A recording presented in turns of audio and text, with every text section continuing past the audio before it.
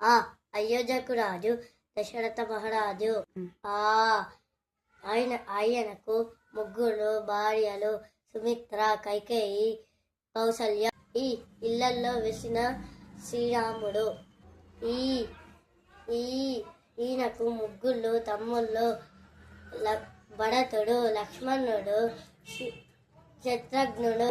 ఉత్తమ ఇళ్లలో సీతాదేవి, ఊర్మిళ లక్ష్మణుడి భార్య మరియు సీతాదేవి చెల్లెలు.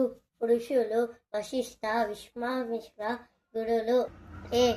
ఎన్నాడు రాముడు తండ్రి మాట జవదాటలేడు.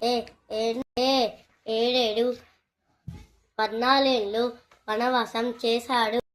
ఐకమత్యంతో వానర మైత్రి చేశాడు. ఒక బాణంతో వాడిని చంపేశాడు. ఓపికతో శబరి ఎంగిలి పండు తిన్నాడు. ఔదార్యంతో అహల్యకు శాప విమోచనం చేశాడు. అందరితో కలిసి వాడది నిర్మించాడు. ఆహా అంటూ రావణుణ్ణి సంహరించాడు.